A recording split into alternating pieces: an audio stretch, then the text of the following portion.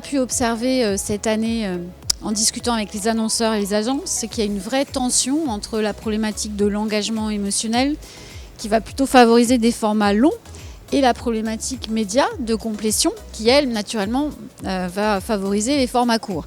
Donc on a les deux tendances qui se croisent.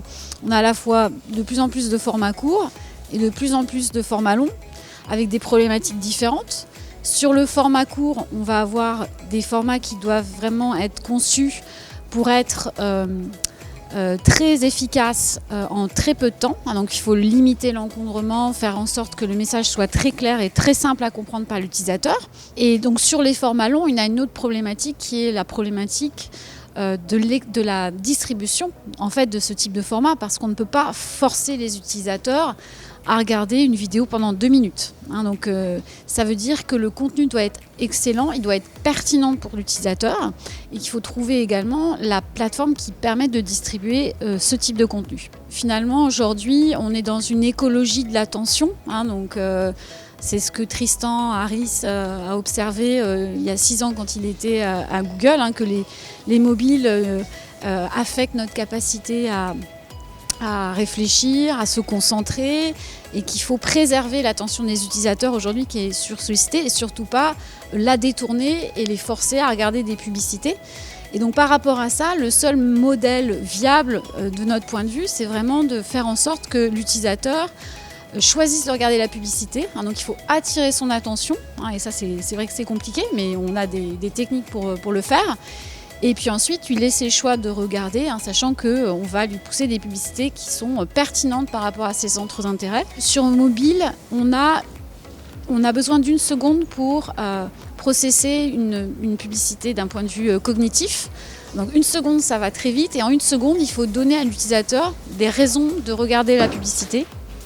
Sachant que notre cerveau, il va prioriser les publicités qui sont pertinentes par rapport à mes intérêts du moment et aussi des publicités qui vont me récompenser d'une certaine façon. Donc je vais être plus susceptible de regarder des marques avec lesquelles j'ai une expérience publicitaire positive ou une expérience d'un produit positive. Donc on joue sur ces 2 leviers pour faire en sorte que dès la première seconde, l'utilisateur puisse identifier immédiatement de quoi il s'agit.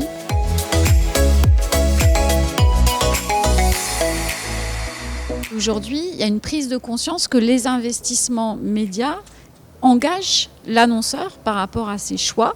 Donc, est-ce que c'est de sponsoriser les fake news ou les environnements de contenu nocifs, ou bien supporter les médias qui produisent du contenu de qualité et qui vont permettre à leur marque de s'exprimer dans des environnements non seulement brand safe, mais en plus éthiques, du point de vue de leur impact sur la société. Donc aujourd'hui, on a vraiment une prise de conscience globale. Et d'ailleurs, hier à Cannes a été annoncée une alliance globale pour la responsabilité des médias. Et donc parmi les signataires, on va trouver des annonceurs comme P&G, Mars, des agences comme Publicis et des plateformes comme Teads. Donc il y a vraiment un mouvement global qui va dans le sens de une plus grande responsabilité par rapport aux investissements médias et aussi une reconquête de la confiance des utilisateurs et des consommateurs.